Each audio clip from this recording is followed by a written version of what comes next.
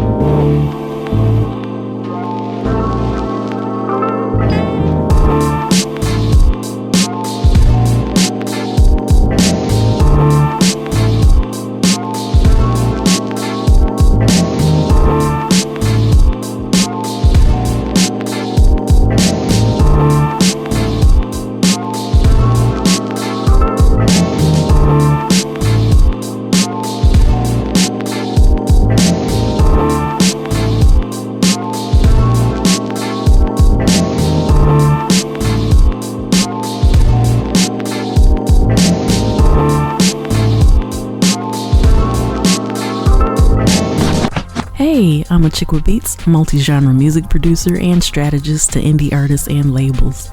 Visit achickwithbeats.com for resources for artists and instrumentals in various genres available for songs, vlogs, blogs, podcasts, themes, TV, film, commercials, and more. Once again, that's achickwithbeats.com. That's achickwithbeatz.com. Let's make something happen. Alright, I am music producer Chick with Beats, back with the Music Biz Brief as promised. First up, the European Commission has approved Universal Music Group's $775 million acquisition of Downtown Music Holdings on the condition that Universal divest Downtown's Curve royalty accounting business due to data access concerns, allowing the rest of the deal, including Fuga, CD Baby, and Songtrust, to move forward under Virgin Music Group. If you've been following, that one's been kind of hanging in the balance for a while, but there you go. So we'll have to see how this plays out.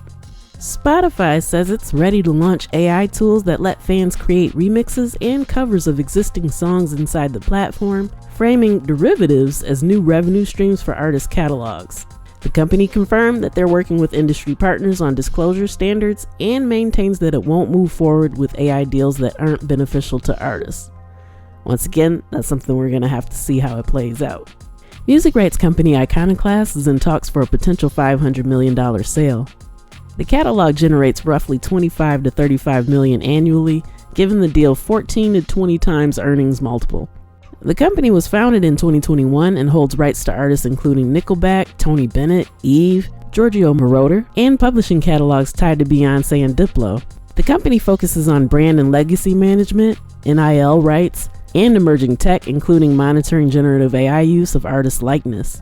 In 2025, the combined global Spotify stream share of the three major labels and Merlin rose to 72% from 71% in 2024, making it the first year-over-year gain since 2017. The increase was driven by top-performing releases like Bad Bunny's album Via the Orchard and strategic acquisitions, including Universal's 2024 purchase of Pius. Non-major and independent companies held 28% of streams. The majors and Merlin are slightly regaining ground after years of losing market share to independents. Universal Music Group signed a multi-year deal with superfan platform Even to power direct-to-consumer sales and fan engagement for artists worldwide. The agreement gives Universal's labels access to tools for early releases, exclusive content, community features, and physical merch sales through Even's infrastructure. The partnership expands Universal's overall push into superfan monetization. And I've seen some of the chatter online around this. It seems like a lot of people are excited, and I guess it's a great opportunity for Even, and of course for Universal as well. But I personally would be kind of concerned about taking away that kind of access from true independent artists. But again, we'll see what happens. Alright, and TikTok and Apple Music are testing a feature that lets users stream full songs inside TikTok through an active Apple Music subscription without leaving the app. The beta integration, powered by Apple's Music Kit, would route royalties through Apple, and the companies are also testing a listening party tool for shared in-app streaming. The collaboration builds on TikTok's growing influence in music discovery as Apple Music looks to strengthen its position against Spotify. And finally, Alliance Entertainment sold 16.3 million vinyl records and over 13 million CDs in 2025, with fourth quarter vinyl revenue up 3% year over year and CD revenue up 5%, boosted by its exclusive distribution deal with Virgin Music Group. Full year vinyl revenue was flat at $344 million despite higher unit sales, while CD revenue fell 6% to $124 million.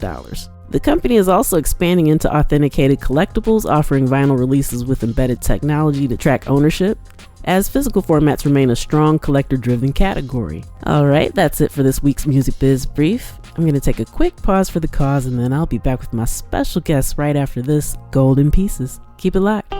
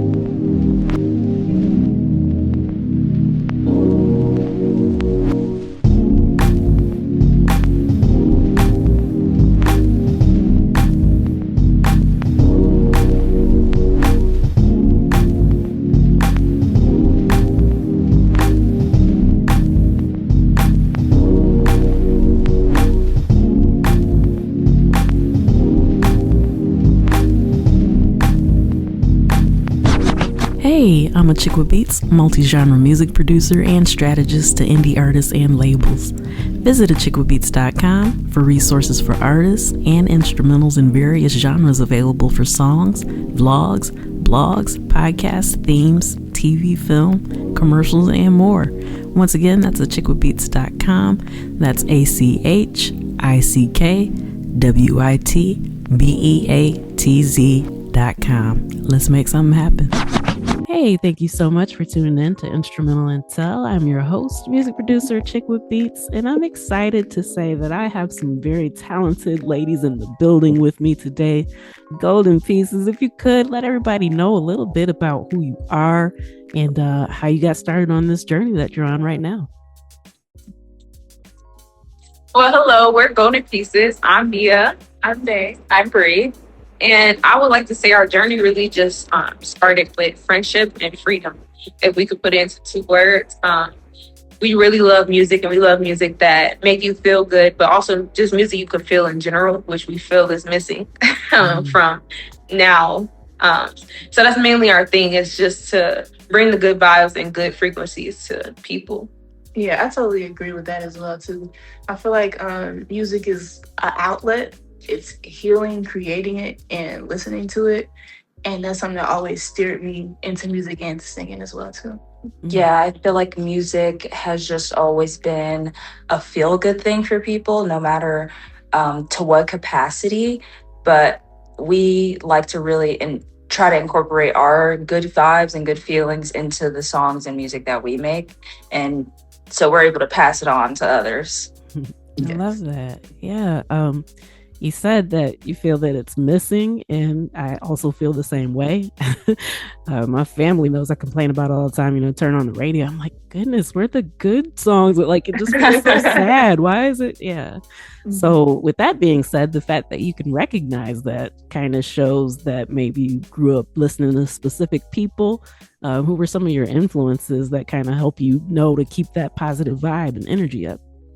GoldN, we have a lot of inspirations, like Earth, Wind and Fire, Jimi Hendrix, Cleo Soul, Frank Ocean, Erykah Badu, Lauryn Hill, Jill Scott as well. Sade, yes. We have a lot of collective inspirations. Beyonce. Tyler, the Creator. We love a lot of different artists, and we take a lot from each and every one of them because they're all so different, but they all bring hefty vibes when it comes to music. And I just feel like when you got the vibes, you got the vibes. We try to give the vibes. Absolutely. And you definitely give off the vibes too, just for the record. And thank you. Yeah, I mean, just kind of pulled me in immediately when listening, and your voices blend together so well. And another thing I kind of wanted to ask about is your vocal arrangements. That's another thing that I noticed has kind of been missing in most modern music. So how do you kind of get into the vibe to know how to arrange music instead of just kind of sticking with the same three notes like most people do on the radio now? Yeah, I would definitely say our music making process might be a little different. We usually just listen to the beat, and then we feel what fits best for us. And it usually it comes together every time. So it's really just alignment, honestly, with the track arrangements and how we sing in the arrangements, and we just kind of feel in each other. It's all about feeling it. Yeah. We just each one of us write all of our parts, and we arrange each one of our parts, and we overlap over each other just off of feeling. Yep. I think that's probably the reason why it's so intentional, or at least feels that way, because it truly really is that.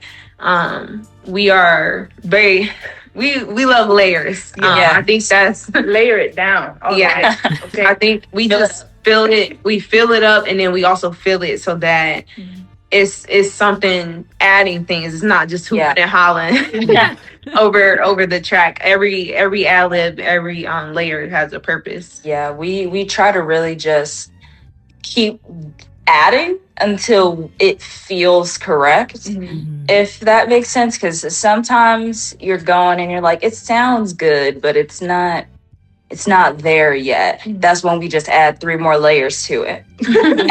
Yeah, I think we like to feel like submerged. Yes. I think that's what the layers add. The sound. Yeah, it kind of gives off our own like ambiance and feeling. It's almost like we're in Golden Pieces world. Yes. And we all have range as well. So I think that's probably why it's not just the same 3 notes. Yeah. We're all different registers. And not only that, we all have good range. So we feel like if you have it, you should use it.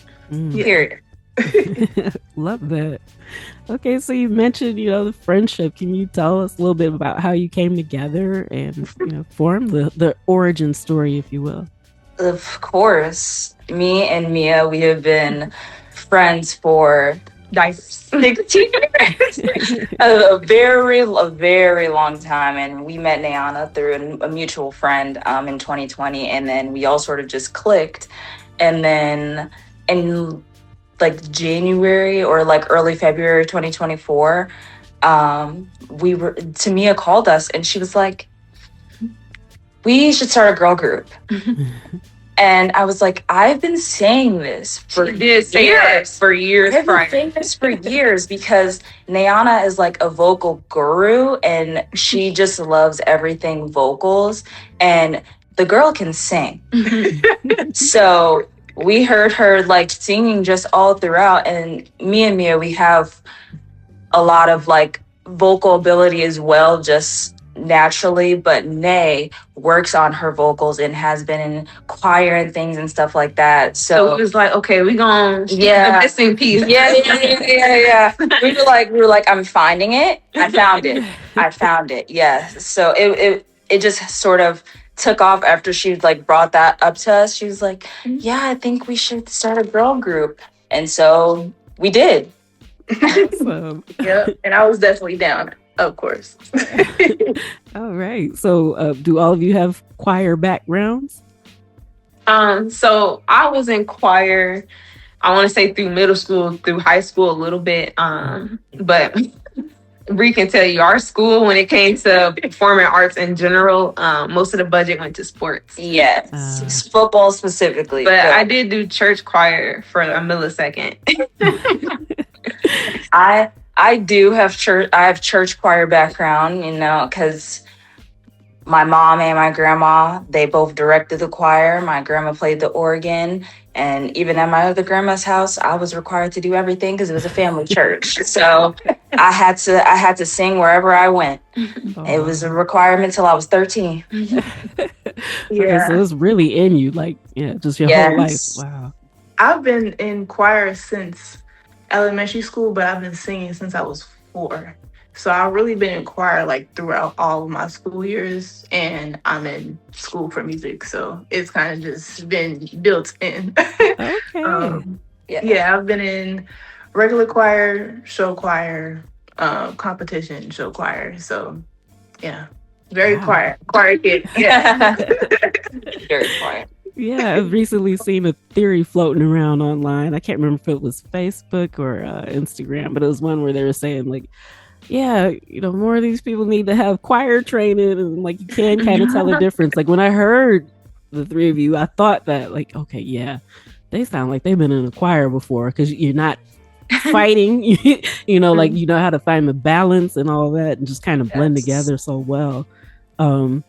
I would say, if anything, my mom is my choir director. Yeah, my mom is mine too. We used to do karaoke at home. That's the most I got. Oh, wow. I would say that was better than Creek. Horrible choir.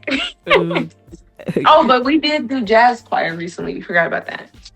We did jazz choir, and because we go to college together, so that was definitely something. Oh, wow. It was definitely something. There's a backstory. We love there. jazz, all 3 of us. Yes. All right. Well, who are some of the jazz influences? I know most of the people that you already mentioned, pretty much have that basis, but are there any particular jazz musicians that you kind of reflect on when you think about that? I would say I love Ella Fitzgerald. Yes, and I say that. Yes, Sade is just my favorite. I love the way she does jazz, and I would even say Frank Sinatra. Those are my top 3. I'm a really huge fan of Billie Holiday as well. I think that she just has a wonderful voice. Yeah. And I feel like she also really brings that feeling to her music. Whatever she's singing, you feel like you're there. You're feeling it. Yeah. And she's definitely a favorite of mine. Mm-hmm. Yeah, I would definitely say I've definitely submerged more so into the R&B side. But as far as like jazz artists, I would definitely say I can take a few things from Ella Fitzgerald, like her techniques, her vocal ability is out of this world. Yeah. So definitely an OG to look up for jazz. Yeah. I would say Ella Fitzgerald for me. Absolutely. Okay. So now we know you've got like the neo soul, the R&B train, the jazz, all that good stuff.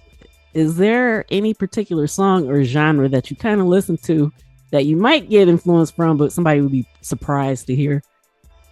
I would say for me, I love Nirvana Awesome. and Deftones. I love rock music, but not the heavy metal. Can't really get into that too much, but I do like rock sound, and I feel like it's not enough spotlight on Black women who like more genres than just neo soul and R&B. Yeah, I agree. I would definitely say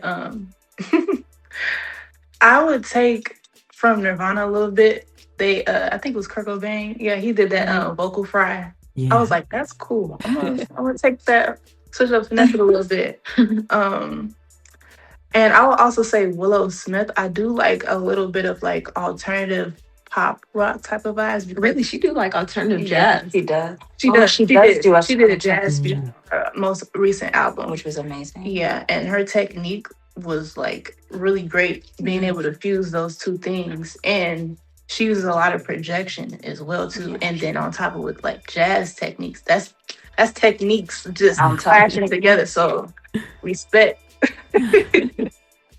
I would say for me, I have a very wide range of things that I take inspiration from because I literally listen to all kinds of music. So I definitely take inspiration from rock. I definitely take inspiration from like some heavy metal like Korn.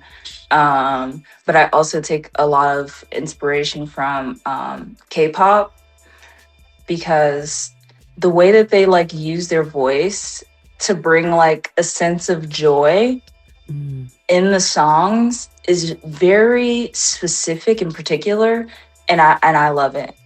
And I try to incorporate that when I can. Bree do bring the good energy to the track. Making this in her part, you want to get hyped. Yeah. I really try. Yeah. No, thank you. Yeah. All right. So we talked about like your actual technique and your voices, but how do you get into the songwriting mode? Is there anything in particular that you kind of do to, or is it just, it just kind of comes to you? How do you guys kind of balance that out? So I have a great answer. I think you do. So I don't think many people know this about us, but Nayana originally lived in the same area as us, and then she moved miles away to Tennessee. Yes. While we created a group. So she was actually not even living in the same state as us. So our songwriting process, I think that built the structure of it, was we were used to basically doing it remotely. And then we would come up with courses or any bridges or things like that together. But I would say basically what we do is we arrange our parts and then we come together, we piece things together, and then that's our process. Yeah, because we come up with a concept too. Yeah. We feel like when we listen to the beat, we're like, okay, what does this make us think about? What does this remind me of? Yeah. And then we'll kind of like... We like to get wacky with it. Yeah. So a lot of times we hear a beat, we say the first thing that comes to mind. Like we done this before where we said whack-a-mole and chocolate. Yeah. And we'll interpret it in a creative way and turn it into something where people wouldn't even know that's what we're writing about. Yeah, it's very like on the nose kind of when we like think of something. We just think of like whatever, and then the rest of it just sort of flows out. and comes together somehow. We're honestly not really sure. It just works every time. It just works for us. Yeah, I feel like it leaves room for interpretation too. Yeah, we just like to feel everything, like Yes. down to the arrangements, to the songwriting. We just feel it and we work off of that. Honestly, I would just say we use God and alignment a lot Yeah. to just help guide us on what we feel like is needed. I love that. It's really refreshing to hear. And a lot of the people that listen to the podcast are also artists. And so, for anybody that's checking this out, if they want to collaborate with you, what are some of the things that you look for? If that's something that you're even open to at this point. I say we would look for like-minded individuals that they don't have to make music like us, but it does have to be very intentional, and it has to have at least some type of intellect as well. Yes. Because of the way that we go about our music and how we feel about it and the process of it as well, we just need somebody that is gonna feel and do that sort of same thing, and that can match our lyrics and vibe and feeling without being what's the you don't have to be careful, it's okay. Yeah, I would say it's just mainly we like to, a lot of times when we write, people wouldn't even know it's about a lot of times we like to talk about world issues without making it too deep and depth on the surface, where if you was to analyze our lyrics and break it down, that we take from Erykah Badu. We like having to decipher the true meaning, but also having multifaceted lyrics, because we like the fact that it's so many different, our personalities are like completely different. Yes. But we make it work because at the end of the day, like, we have something in common, which is love. And we really want to make sure like our music is broadcasting that same feeling. So if anyone was to work with us, they would just have to have that same love, light, and intellect. Yeah. Okay. Well, I mean, for anybody out there listening, you heard what they said. So keep that in mind before you start hitting those DMs and all that stuff. But so, okay. I think it's really interesting that you didn't start working together musically until recently. It sounds like you've been doing this together for a very long time. What advice would you have to offer anybody listening that, wants to work with other people, but don't know how to make it flow the same way that you're able to? I would definitely say, I feel like you kind of have to figure out individually what pace they're on, what their strengths are, their weaknesses. And I feel like being able to bring in the similarities will make it easier to bring in, and also getting on the same track of what you're trying to talk about, what you want the audience to feel, what do you feel when you're doing the music, the songwriting process, everything like that. I would say just make sure like everything is aligning, even when it's not even the music part first, like y'all individual like spirituality or what you got going on personally. I feel like once you align, then everything else will come with the music aligning to and everything in that process. Yes. I would also say that you have to find a level of trust in each other in order to get things done. And you also have to have a level of love and respect for each other in order for like the ball to keep rolling, because you're going to have disagreements. You're going to maybe even have a fight or like an argument. I mean, we ain't really had that, but others, you may come across that, and you have to be able to move forward with that and know that you guys are just looking for what's best for one another and for your arrangement. Because if you don't have love, trust, and respect, it's and patience. And patience. Yes, a lot of patience, because you're gonna see a lot of these people all the time. So you want and you already know how it is when it's a whole bunch of women together. Yes. Things can get a little catty. Yeah, it's a fact of life. It really is. So, okay. That's what happens when a lot of power get in one room. Yes. Yeah. So now that you all have been doing this, I love that. Oh my gosh. Yeah. Woman power.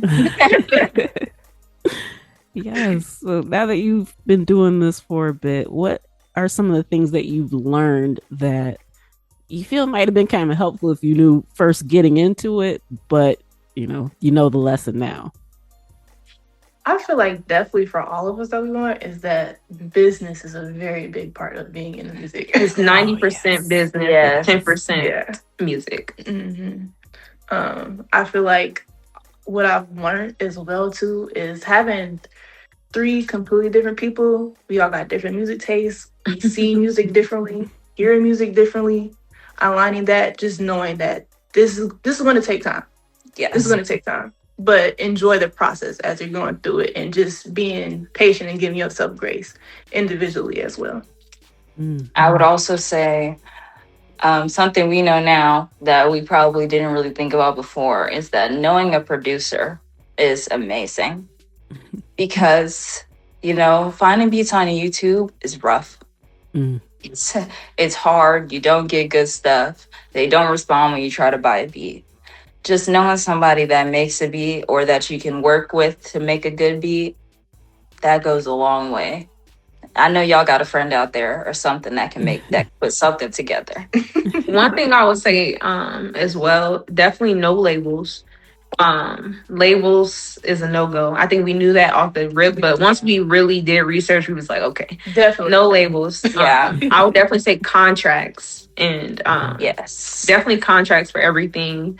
And I would say definitely, if I recommend anything to a new artist, is to document any finance that they're doing for tax reasons. Because it can get really expensive. I would definitely say budgeting is important, especially if you want to go the independent route. Document everything is a good one. Yes. Absolutely. people Everything. will try it. Yes, they will. And also, I would say you don't have to have a manager as well. I think that's a big misconception that a lot of new artists think, or even they think like, oh, you need a label, you need a manager, you need a this, that. Like, a lot of times you really don't. A solid team and good people in your corner, that will take you pretty far. That will get the job done. Excellent advice. As far as the management goes, a lot of things that people don't realize that you have to have a lot of stuff going in order to manage. You can't have them just, go out there and get it for you. So yeah, that's an excellent point. Same thing with the contracts. One of my favorite quotes was actually from Ghostface Killer, where he said, if you do homeboy business, you get stuck with the homeboy outcome. So no matter how close you are, you definitely got to have that paperwork, because we've seen friendships and groups destroyed over that. So, yes. I mean, yeah, even looking at what's happening with Salt and Pepper right now, they can't even get their rights back because they never actually had them for them to revert back to them. Like, it's so unfortunate. Wow. Yeah, so many stories like that. So yeah, super important. All right. And so I can't believe how quickly this time has gone by. But I want to make sure that everyone knows what you've got in the pipeline, and, where they can find your upcoming music and also stay connected with you as well. Yeah, I would definitely say right now we've been working on growing our vault. We have our platforms: Apple Music, Spotify, YouTube for our upcoming music coming up. And I feel like we just kind of want to spread awareness in all aspects, but in Golden Pieces way, of course. And definitely expect an EP soon. Yes. That we will be working on. We have been already working on. Yeah. It's just a matter of the finding good beats and producers and things like that. It's a process, but one thing I'll say people can expect with our next project that is going to be the best we put out thus far. True story. Amazing. All right. And so do you want to drop any handles anywhere, collectively, individually, any shout outs? You could just follow us on all platforms. It's Golden Pieces, spelled GOLDN. And that's all flats. That will get you any information. And shout out to DDS for getting us this interview and getting us to connect and just setting up this amazing conversation. Yes. All right. Well, I'd like to thank you for taking time to come in and share your story and all the knowledge that you shared as well. This is an educational podcast as well, and you guys dropped a whole bunch of gems. So definitely appreciate that. And I also want to make sure that you know that the door is open for you to come back in the future. So I'm hoping that this is just a part one. And yeah, everybody keep up with what they're doing and make sure that you follow them everywhere that they said and check out what they've got going on. You will not be disappointed, I promise you. And you probably have only heard me say that maybe 5 times, like this entire run. This is what, episode 95. So yeah, but definitely I hope that you can come back and share more with what you're doing when it's close to time for that new EP to drop. Maybe we can have you back then. Yes. We also yes. All right. Well, thank you so much. Thank you. I really appreciate it. Thanks for having us. Thank you for the opportunity. We appreciate it. Yeah, it's a pleasure. All right, and that's a wrap for this episode of Instrumental Intel. I've been your host, music producer Chick with Beats, and I want to thank you for joining me. I'd like to thank my special guests, GoldN Pieces, for coming through and sharing their story, and I'd like to thank my home station, Grander Radio, out of Grand Rapids, Michigan. Make sure you come back next week. I got more goodness lined up for you, so till next time, you know where to find me. Tune in, tell a friend, and I'll see you then. Peace.